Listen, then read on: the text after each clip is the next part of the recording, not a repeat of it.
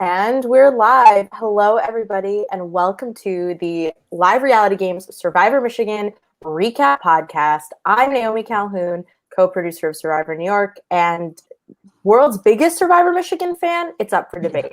And with me today, we have some amazing people from Survivor Michigan and my co-host, Travis Rindler, who is a mod of the LRG Games page and host of Big Brother Styler LRG in Dayton, Ohio, and the iconic LRG Home for the Holidays. Travis, how are you? I'm great. I'm so happy to be here. What an amazing episode. I can't wait to dive in. Same. Cooper. This is King Cooper, the host of Survivor Michigan season 2 and 3 and 4. I don't know. And 4. And 4. And 4. Well, it never stops. You've actually never graduated college, so congratulations. I have. Fun fact. How are you doing today? I'm doing fantastic. How about you?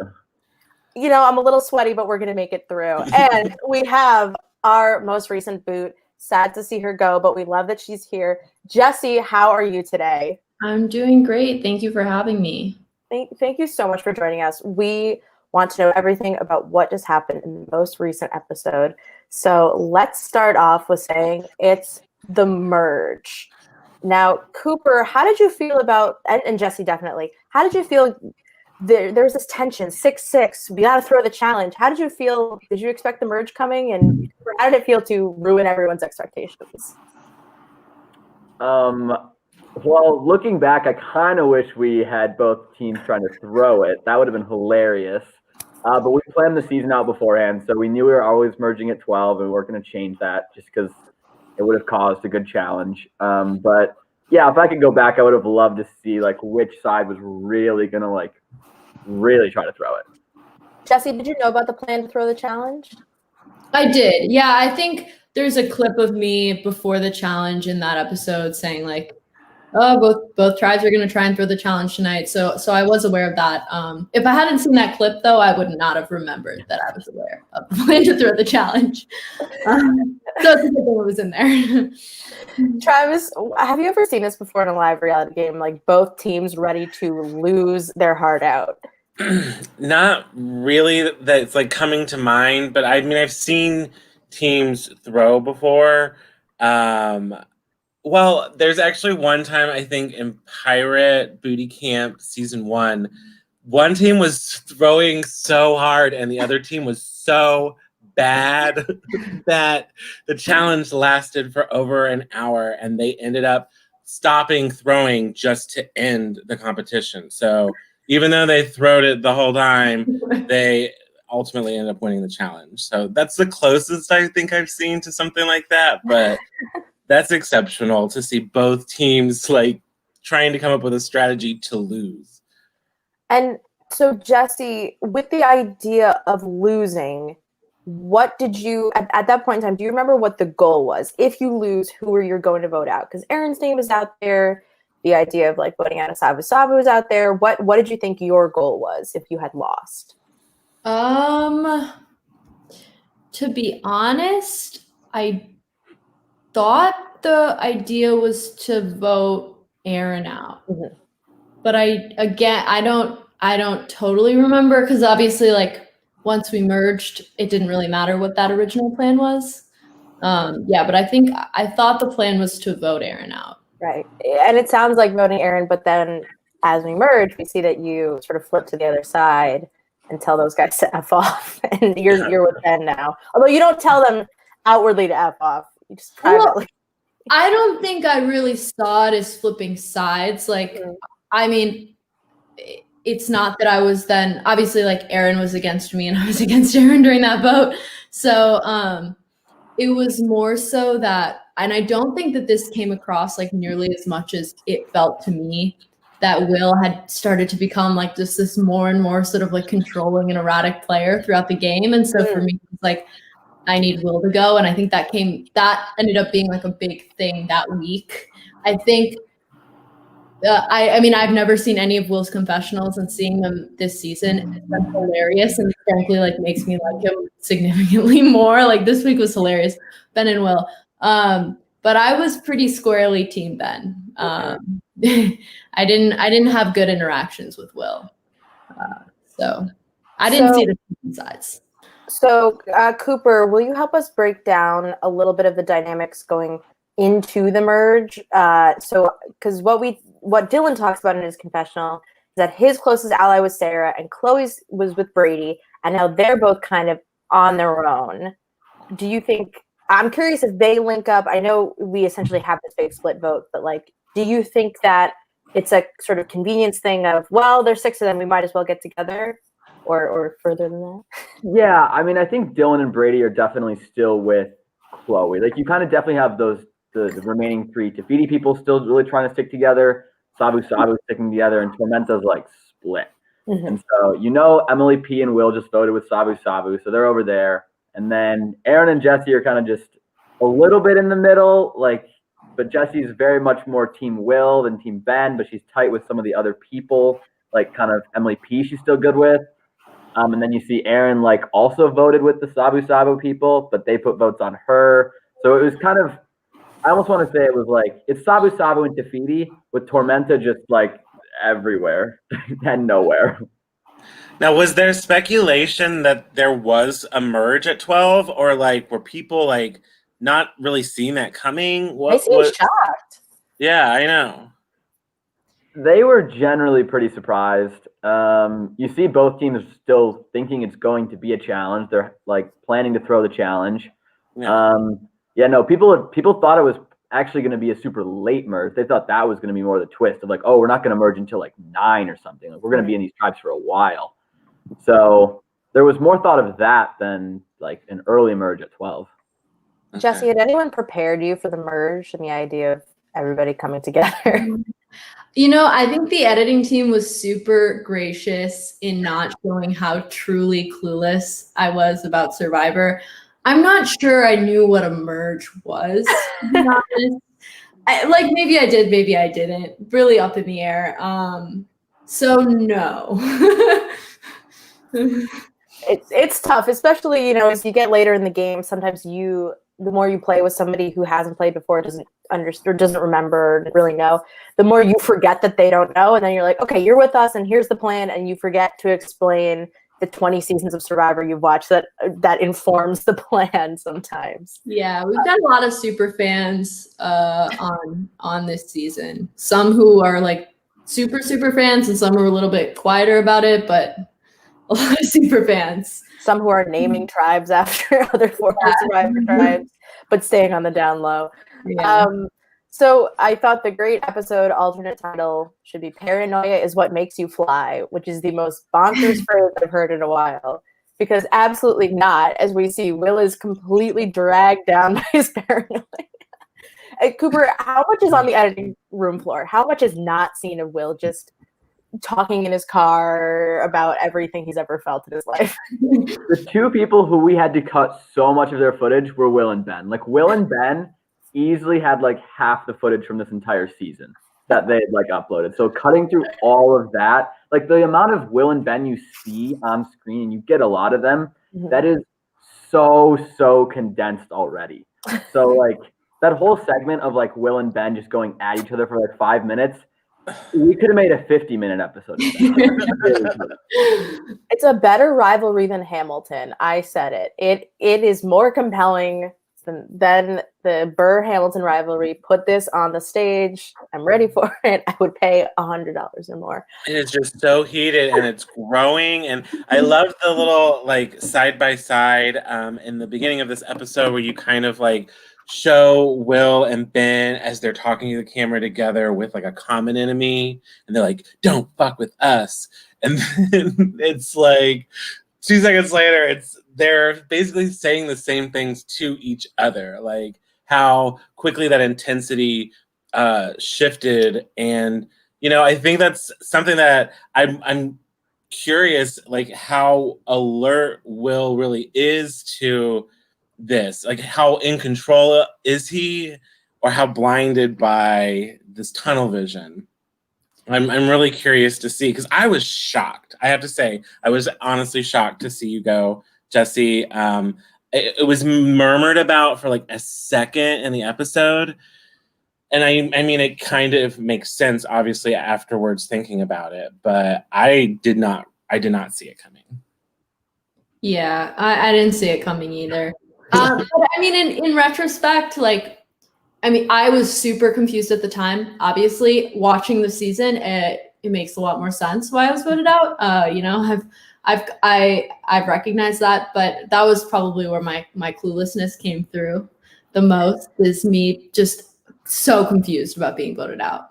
It's a common Survivor tactic too. I think I kind of, when I watched it the second time around, so it's a very common theme of like, don't vote for person A, don't vote for person B, vote for person C, because they have the idol. And I would guess Brady and Ben are both considering I'm probably the biggest target that they're going after. So, and they know that those two are very tight. They'll share the idol on each other. They would never think to vote you. They would never think to play the idol on you.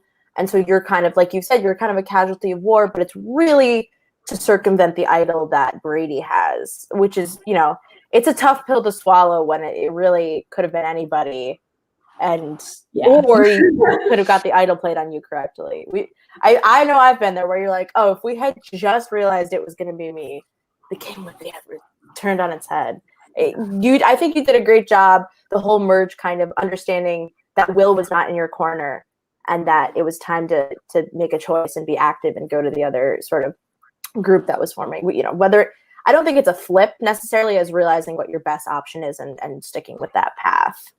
Yeah, I mean, again, the dynamic between me and Will and sort of getting to Will's paranoia, where I think like he makes a lot of jokes about it and it's like sort of a joke on the season, but like I really would get messages at 3 a.m., like long messages at 3 a.m. that I'd see the next morning, like explaining tactics, and then sort of exactly what Ben was reading aloud, like half an hour later he responds again to a message you didn't respond to. So it was like truly, I felt, erratic behavior that's like kind of a joke but like also kind of wasn't, especially to me as an 18-year-old, and Will's like 26, and I was like, oh my god, this is super weird. And I like, this is to say me and Will are totally fine now, but I did find it like super strange my second month of college.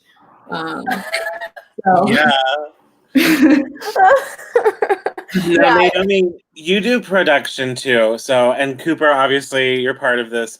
As a person looking for a cast, I think Jessie is like one of those like diamonds in the rough because she really is kind of like unaware of the general expectations of Survivor. She understands the game enough to do it, to participate, but like the intricacies are kind of not there for you. And so you're spending a lot of your game figuring things out and trying to read people. And I think that allows for a really great storytelling element that comes through in the episodes. And so I really am going to be disappointed to not see you moving forward because you always give a perspective that's very like kind of Nancy Drew, like detective, like you're just trying to see things from the outside perspective. So, you know, Naomi, like, is that something that you think you look for in a cast member? Or? Yeah, I can see how proud Cooper is. Like, I could just see it on his face because that's what you really want, is you want someone who brings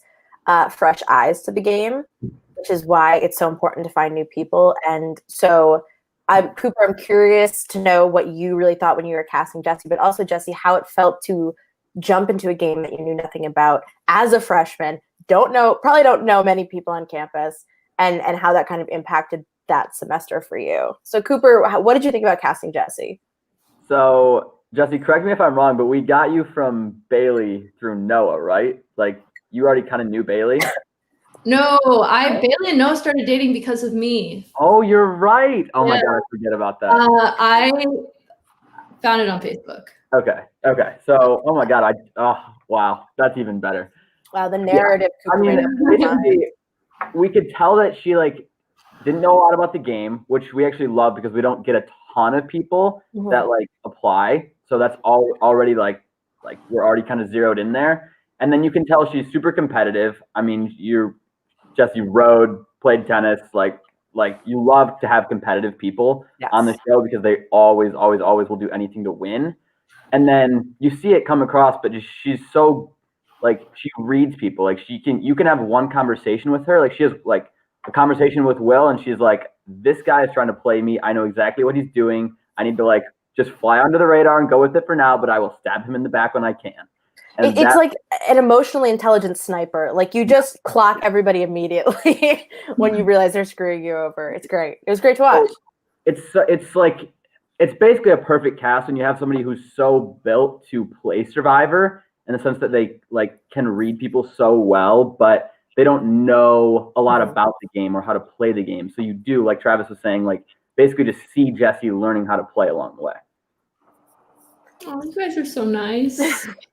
I mean, that's, this season's got its drama, got its tiffs, but like it's so much fun to watch you play and to get to see like really your brain work through what normally some people already know or are already understanding. Like especially the like a Lisa text in the car moment, and the fact that it really, so many people would just ignore that or wouldn't try and weasel it out of Will and would just sort of say, I know that Will's betraying me, but you really like weasel it out of him.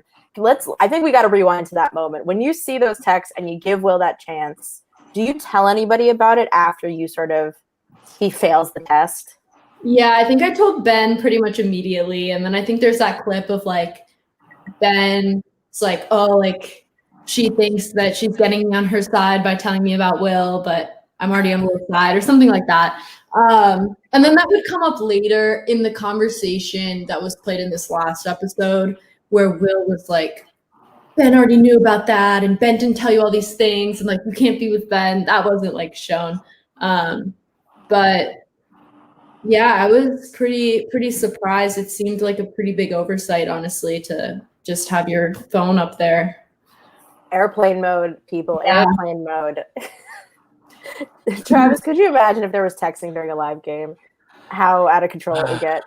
I really think that that's something that needs to be explored, because I don't even know how you would be able to navigate between real life conversations and text conversations and the duplicity of talking to someone's face while you're talking to someone about them behind their back and stuff, like that would be really interesting to see.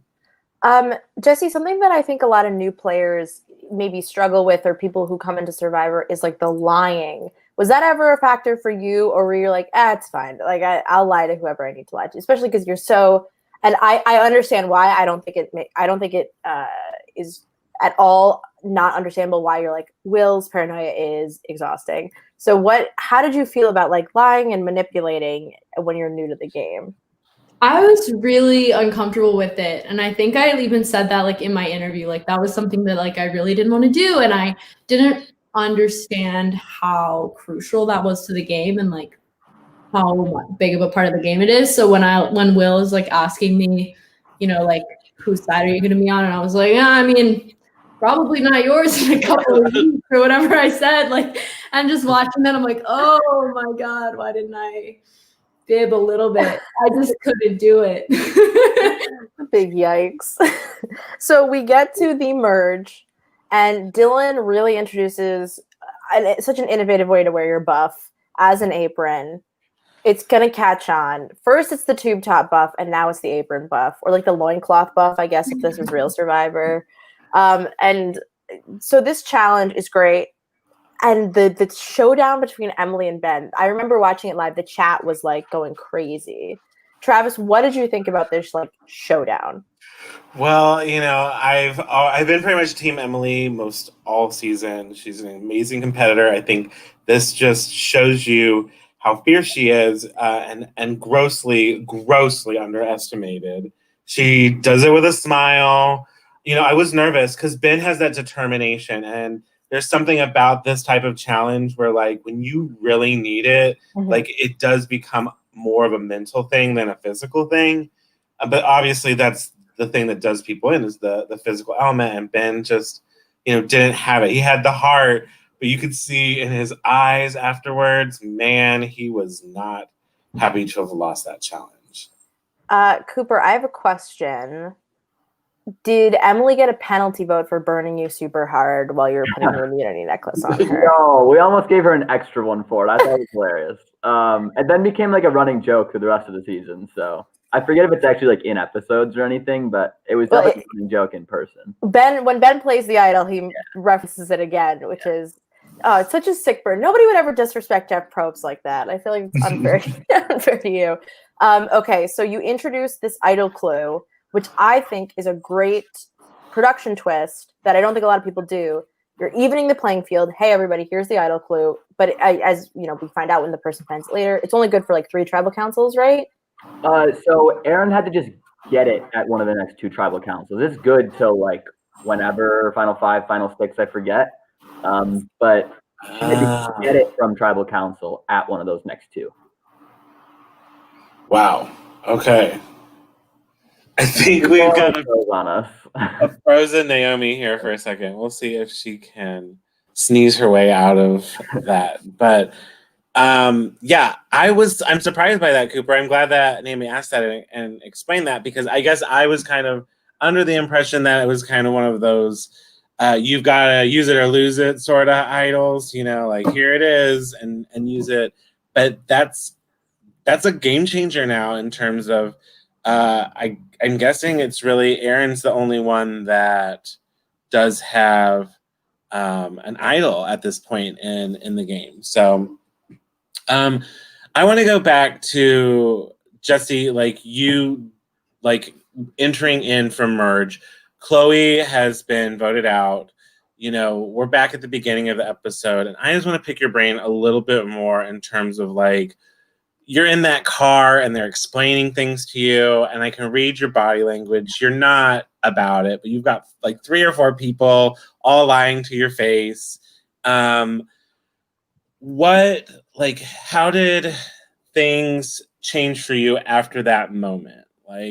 Going in and the next element basically was Merge. Who did you reach out to? I don't think until then I really understood how much Will and Ben had turned on each other. I kind of knew that they were not as close as before, but I didn't really realize it was such a big deal if I told Ben what was going on, you know what I mean? And so I think that was sort of maybe when I got the hint that I was going to need to pick sides soon. I never saw myself, and I didn't get voted out, I don't think, because I was a threat, but I never saw myself as a player that was threatening. And so I don't think I worried, because in my head, that's how the game was going. And players that were making big moves or were super threatening were going to be. So I didn't feel like I was on the chopping block. But it was definitely my first hint that I was going to need to pick a side, Ben or Will. Mm-hmm. So if, let's say, hypothetically, Will had gone like the plan was, at least from your perspective, who do you think, who would you have gravitated towards moving forward? Would you have seen that whole group of people as your enemy, or were you a more fluid player in terms of personal relationships? I think I was a pretty fluid player in terms of personal relationships. I really didn't like Will. I think that was pretty clear. And honestly, watching it back, I can't remember what exactly my personal vendetta against Aaron was.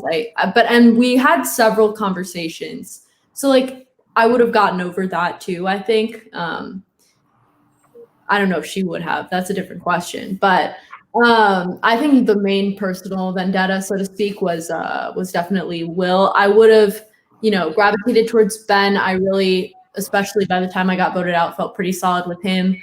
I'd had a number of conversations with Brady. So sort of that group is probably how I would have ended up going. Yeah. So let's talk about Erin for a second, because she's clearly on an emotional roller coaster this episode. She is blindsided and betrayed by her whole crew, and it looks like we have Naomi back. So I did it, guys. The internet hates me. What's going on? Welcome back. Well, we were just about to talk about Erin finding the idol. She has been blindsided by her whole team. This clue's dropped in their lap right after this surprise merge challenge, and they kind of all run off to go find this. She has her little heart-to-heart with Will. Yeah. And then stumbles upon this. I was going to ask Cooper, what's the challenge from the production's perspective of like filming something that's hidden? Know what I mean? I literally have it in my notes. I say, Cooper, does the production team know that they're going to have to chase after all these people because you're about to announce an idol clue? Do you tell them? Oh, yeah. All of production knows what's going on. I don't think we actually had anyone like stationed there where it was. I kind of wish we had done that. Like at least like in the area at least, not like obviously right on top of it. But yeah, I mean once we kind of all got there, it was very much just like sending different production people to like film different groups. So at that point it was just like, all right, go find somebody and just start recording. And if they get near it, like obviously have that record button like hit, but don't like give it away. So that's basically the gist of how we try to do it. Okay. So funny. And everybody's just scrambling in the dark for an idol. Jessie, did you go look? I think you did, right? It was all of this was done after my bedtime. Yeah, you did crew or something. I had very early mornings, and the like 1 a.m. idol hunting was just too much for me. Oh man, imagine having a bedtime in college. Yeah. Not me. I was definitely not waking up in time for classes. I mean that, and I think what Ben talks about is really interesting in this is he doesn't want to go look because he does not want the target on his back.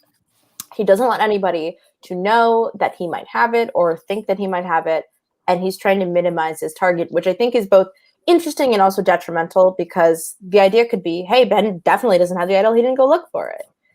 Or, hey, Ben doesn't have the idol, we shouldn't worry about him. So, Cooper, what did you think about Ben's choice, specifically not to go look? Yeah, I mean, I guess I don't know. Ben also was just kind of busy during this time of filming in his life. Mm-hmm. And so I think that played a factor in him not going out, I guess is the easiest general way to describe that. I don't know, Jessie, if you want to. I don't remember what happened, but he had a tough day that day. And it was interesting to see Austin reference it, that I like went up and comforted him, which again, like in my head at the time, didn't strike me at all as like, oh my God, everybody's going to see that I like went up to like offer support to my friend. And then, in hindsight, like seeing Austin say it on camera was like, oh, I showed my allegiances pretty clearly. But there was something else going on. I actually don't remember what it was. How dare you be human, Jessie? Yeah, how dare you?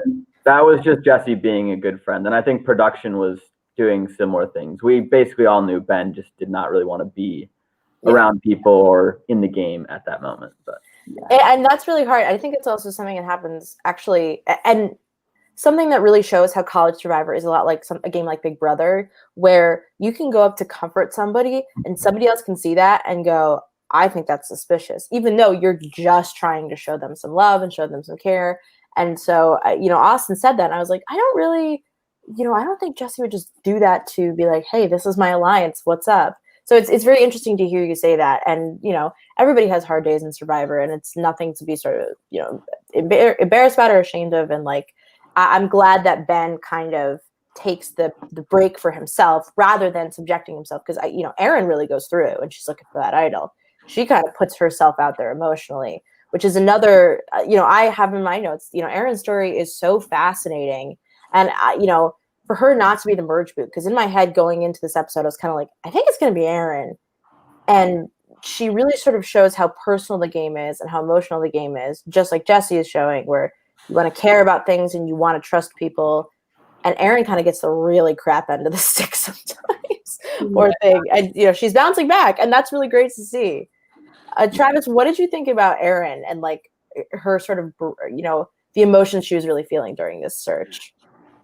Yeah, I mean, I'm a viewer, and so I want to really be able to relate to the people I'm watching, and there's something so endearing about her. It's similar to what I was mentioning with Jessie in this, like, I get the vibe that Erin knows Survivor more, but like she's not showing it very well in terms of like her gameplay, but there's this weird aspect of like how Survivor works, because it's this complex web of things where she's so consistent in her honesty and her trustworthiness that like the bullets she's dodged so far, she's at a point in the game where I think it's going to actually work to her advantage, because I don't think people are going to be expecting like a blindside from Erin. You know, like you kind of know what you're getting from her, even though she doesn't really know what she's getting from you. So, Jessie, what did you think about your relationship with Erin at this point in the game? Because you also kind of, both of you have been sort of, I don't want to say manipulated. I don't think that's the right word. Your games have been kind of like tethered to this 3-person explosion of emotion. So what did you think about Erin at that point? I think at that point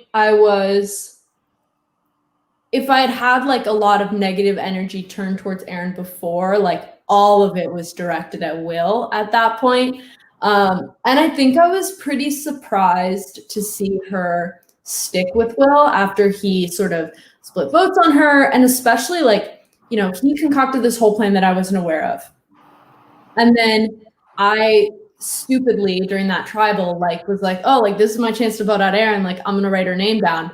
And in that car, Will like kind of like yelled at me for being super insensitive to Erin.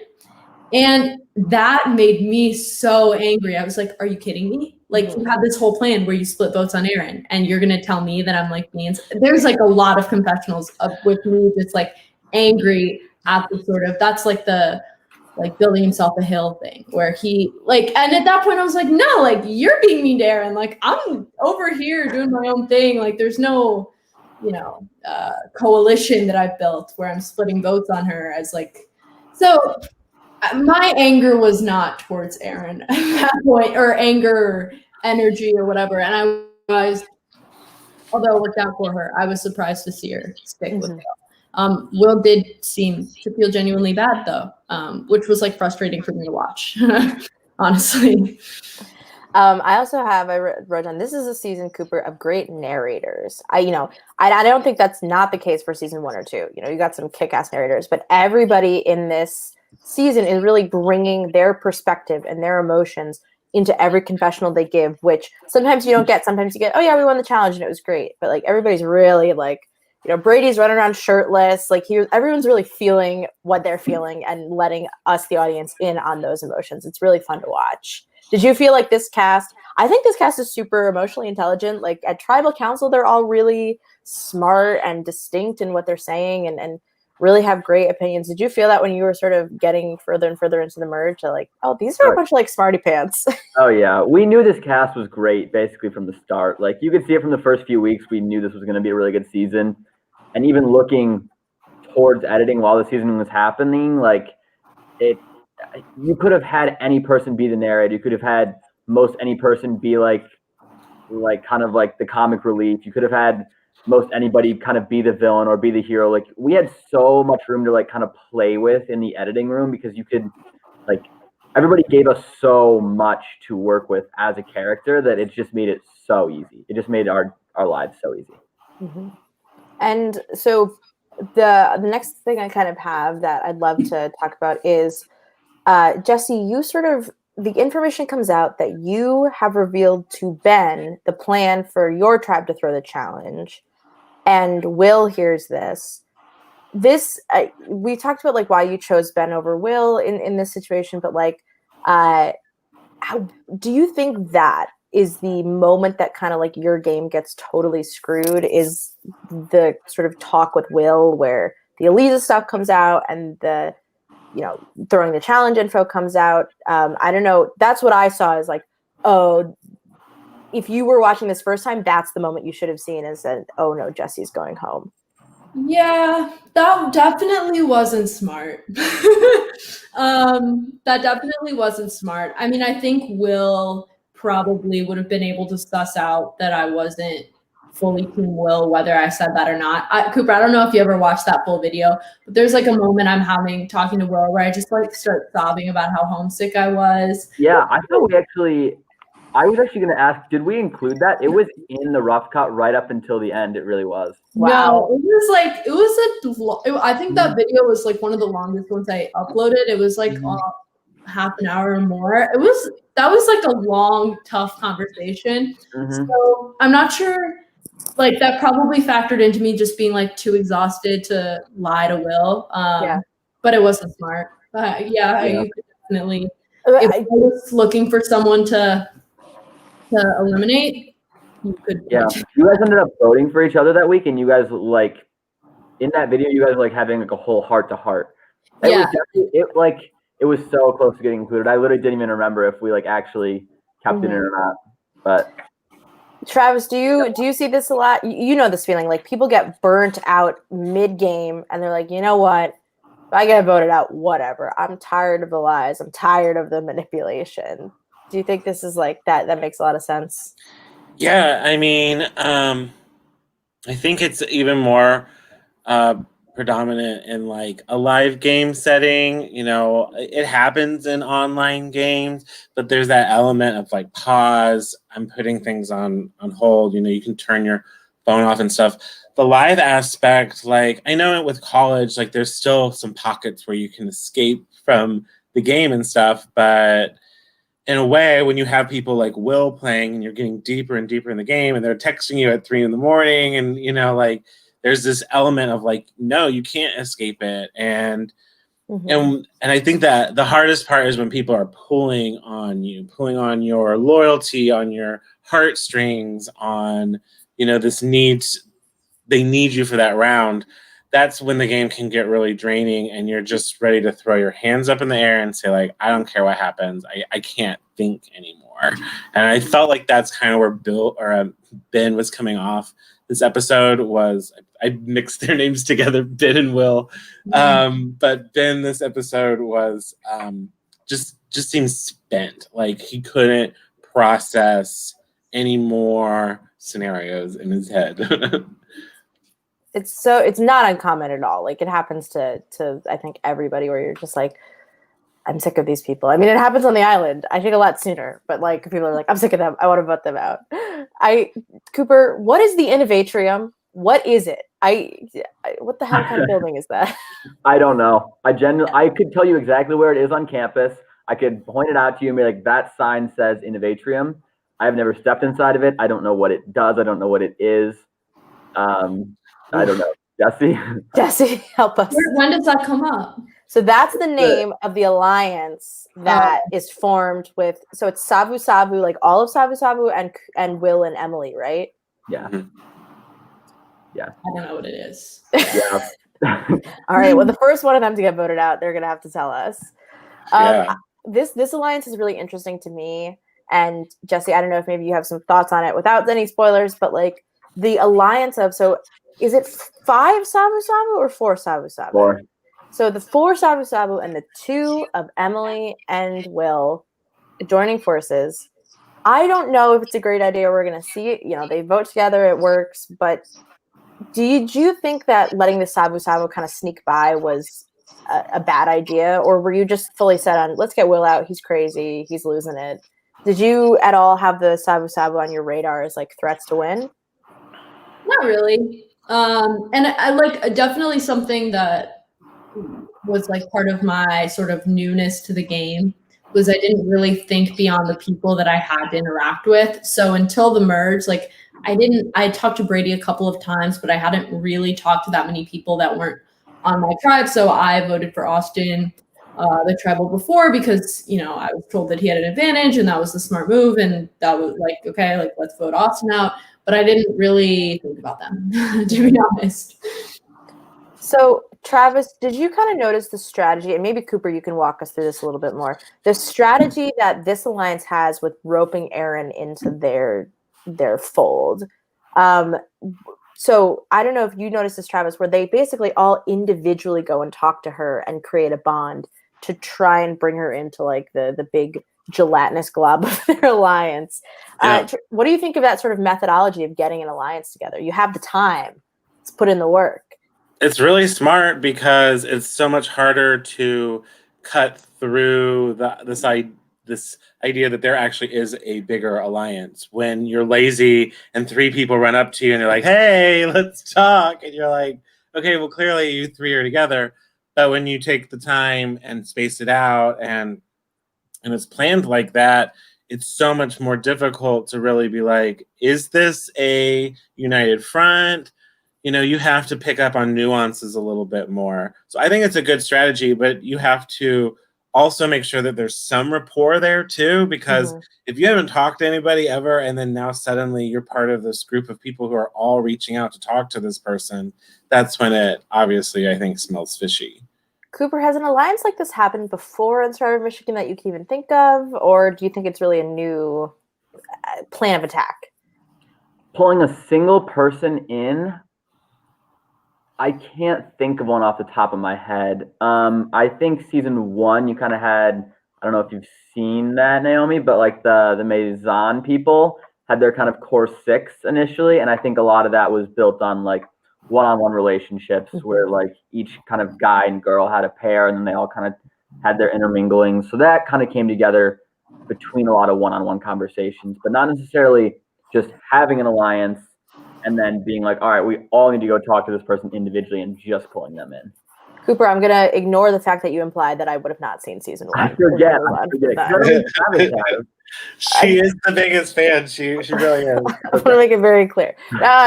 So we get to the best feud the whole year of our entire lives, and better than any Survivor feud I've ever seen, Ben versus Will. Jessie, did you have any idea that this was happening, that it was this bad and they were this dramatic, or were you just kind of like, I don't know, they're crazy? I knew that like Ben liked to be dramatic in his confessionals because that was like what he told me. And then I knew that Will didn't like Ben, but the extent to how it plays out, no, I had no idea. And I don't like, I know why they stopped being friends, but I don't know why they turned on each other that intensely. Like that part still is a little bit of a mystery to me. Yeah, I think, Travis, correct me if I'm wrong, it sounds like it's just Emily Paddock lying her butt off. Like, it's There's something at the beginning of the episode that I thought was so funny because Emily's sitting there like, men ruin everything. And I'm thinking to myself, like, really? Let's think about where this all started. And honestly, it's Emily. She ruined that alliance. Very subversively. It didn't take a lot. I mean, they were crumbling. But when you get down to it, she's the one that keeps people thinking she's the reliable one. She's the loyal one. She's the trustworthy one. And everybody else is the crazy people. But really, she's also mimicking Ben's personality at times, Will's personality at times, and even like Jessie at times, in the sense of like, I think there were moments where, Emily was just like, I don't care. Whoever goes this round is going. Like she was mentally drained, I think, too, by the end of this episode. It happens. So Cooper, when I don't even know. Cooper, what do you have to say about Ben versus Will? Talk us through this. It was so funny. We tried to kind of give you their whole like 6-episode arc, like kind of like smushed into this one episode. Like we started out and we kind of show like, oh, they were friends, and then they like start to be like not friends.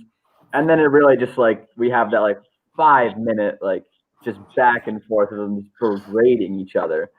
I don't know. We tried to show it as accurately as we could and make it as entertaining as we could. And like I said, we had a lot of content to work with. So I just have to say, I'm so glad that your episodes are uncensored, because it's 1,000 times funnier when don't fuck me is 1,000 times funnier without the censor. Especially like Ben reading Will's text. The text messages for me felt like, I was like, oh, this feels like me texting an ex-boyfriend. Like, this is a lot of energy at 3 a.m. for something that could just be chilled out. So Jessie, did you also ever have like a text message exchange like this with Will, where you could kind of feel everything just crumbling and you're like, I'm going to bed, I don't care? Did this ever happen to you? I don't The think I fallout. was ever up to receive Will's texts. I would just sort of wake up to them. But it was really funny, like seeing Ben read them, where it would be, half an hour later, where it was like you can see his mind sort of getting like more and more paranoid throughout the night as I'm like fast asleep at 3:30 in the morning. Like, it's not personal, Will. I just have to be up at 6. He's having a conversation with you, even though you're not there. Yeah. So, and he owns that part of his personality, I think, well in the show. So that's kind of fun to see.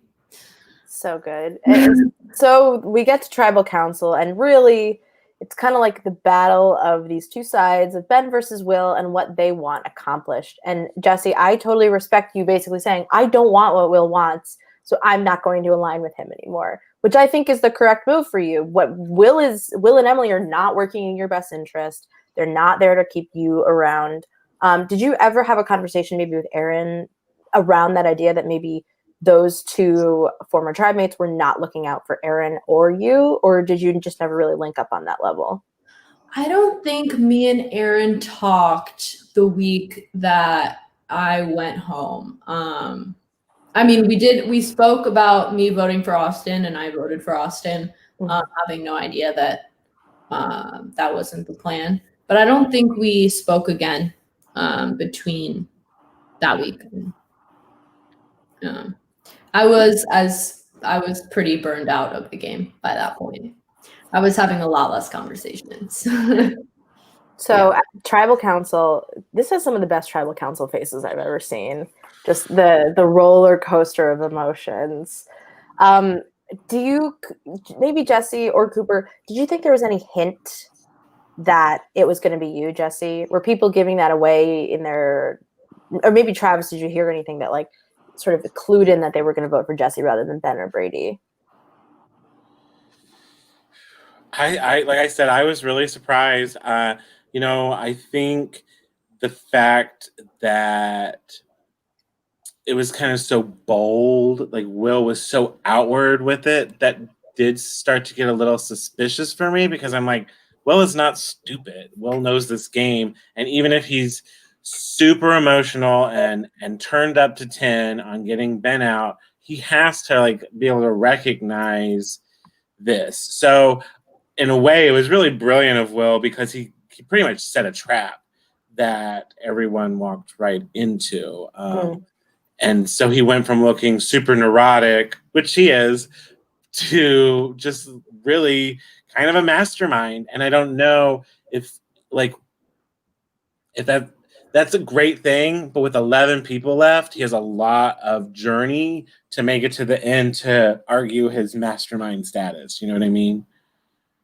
Yeah, exactly. Jessie, did you have any idea they were going to vote for you? Did you think in your wildest dreams? I fell into the trap. I remember when Ben played the idol. I don't know if you can hear it, but Will like sort of gasped. He was sitting right next to me, and I was like, haha, we've got him. No.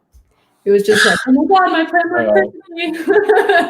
Oh man, Will, a drama queen right till the very end. We're going to see another sick burn on Cooper here. Ben really just razzes you the idol. I assume you guys are, boyfriend or boyfriend now. Congratulations, Mazel Tov. And thank you. I'm like 2 years almost. So. Wow. Yeah. Still going strong. So Jessie, we know you are not the first member of the jury yet, which is really sad. We would love to see you, especially.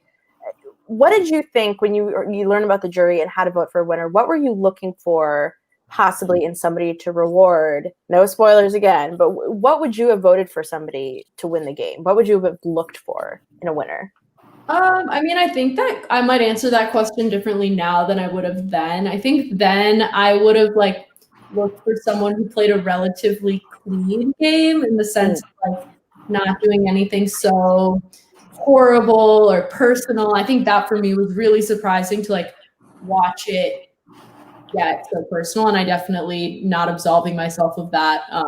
But it was, oh my God, this is a game. So I think at that time I would have been looking for someone who was relatively kind, all things considered.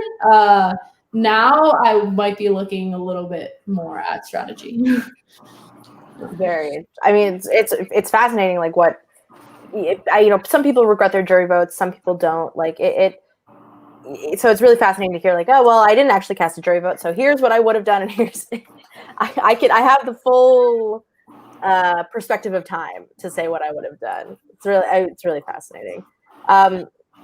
Jessie, did you learn anything about yourself through playing Survivor and sort of getting to, especially as a freshman, we've all been there, you're really sort of putting yourself out there. Did you feel like you got anything out of Survivor Michigan?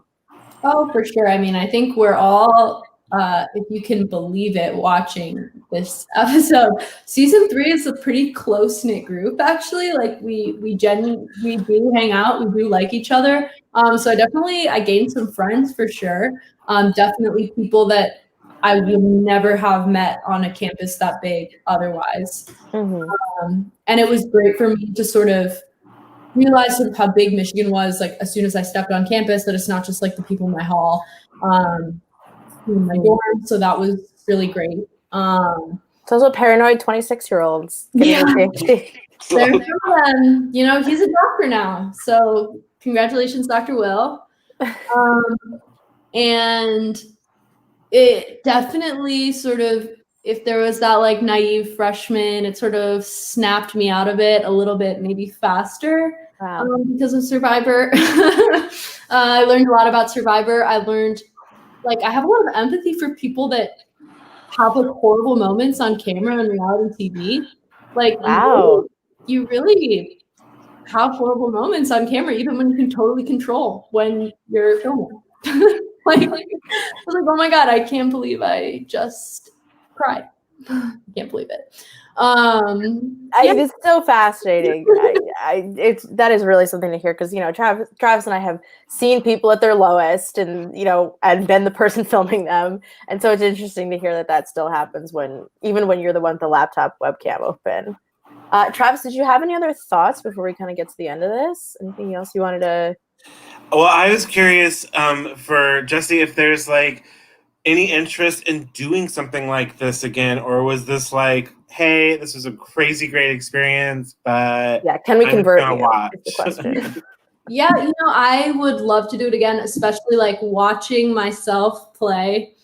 I feel like I've learned a lot about what I did wrong and what I can do better next time. That's been very instructive for me. So I would love the chance to apply my lessons. I didn't really know what I did wrong at the time, obviously, and nor did it ever sort of come out as clearly from conversations as it does watching it. That's really interesting. I mean, talking a game, we all know once a game is over, you talk about it for about a million years afterwards. So it's interesting to hear that the talking doesn't help, but the watching really helps. Yeah. Are you a fan of Survivor now? Have you gotten into it, or you're too stressed out by watching that? I have a really hard time watching television. I get really distracted. That's I just don't watch it.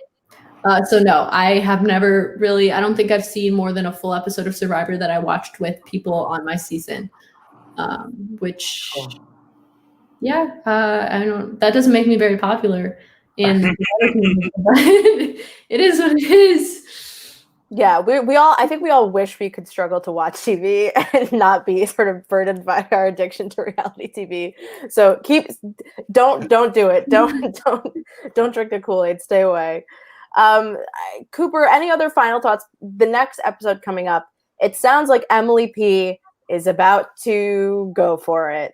For what? I have no idea. But what do you think is about to happen, or what can you tell us is about to happen, I should say? I think you started to get into it when you started talking about how close that for Sabu Sabu is, and they have that alliance with Will and Emily. But it is so obvious who sits where, and eventually, if your alliance has such different opinions, and a couple of them know where they sit, if it gets to a final 6, final 7, or whatever, it's going to break at some point. So when that is, if it's next episode, if it's still down the line, I guess we'll wait to find out. But Right. yeah, that's what I'll say, I guess. I think also something I thought about with Will is like, to me, Will is somebody who, unless he had a stellar final tribal council, I would always consider as a little beatable. Very similar to like an Angelina, where she's making great moves, she's doing a lot, but at the end of the day, people just see Will as paranoid and erratic and not somebody they would reward with a win. So my thought was Sabo probably wants to bring Will further than they ever want to bring Emily. So I'm excited to see if that pans out and what happens. Travis, you got any last? I'm bad at wrapping things up. I never. No, you're doing great. I just want to thank Jessie for being here. I can't emphasize enough.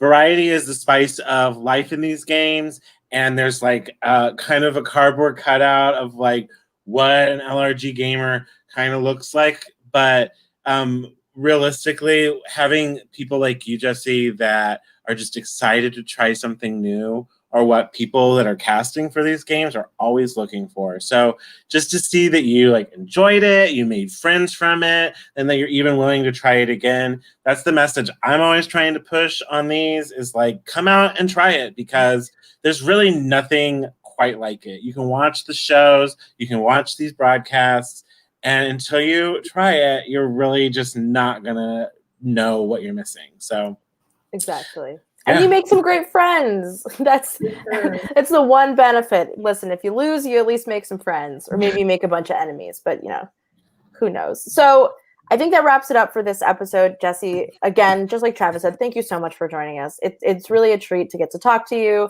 And Cooper, thank you for your ever guiding insight into the craziness of Survivor Michigan Season 3. Next week's episode comes out in literally a day. It is 8:00 on a Tuesday night, so 24 hours from now. So please tune in. Is there a YouTube short link, youtube.com/ that I don't remember? Survivor Michigan? I don't know. But you're on Twitter and Instagram, right? Yeah. Great. Follow them on Survivor Michigan or Survivor UMich. And Facebook. And join our Survivor Michigan discussion group, which we have through Live Reality Games. And tune in tomorrow for another exciting episode. Guys, thank you all for being here. Have a great night. Be well. Be safe. Go have a nice dinner. I don't know. Thanks for having me. Bye, everyone. Bye. Bye. Thanks again. All right.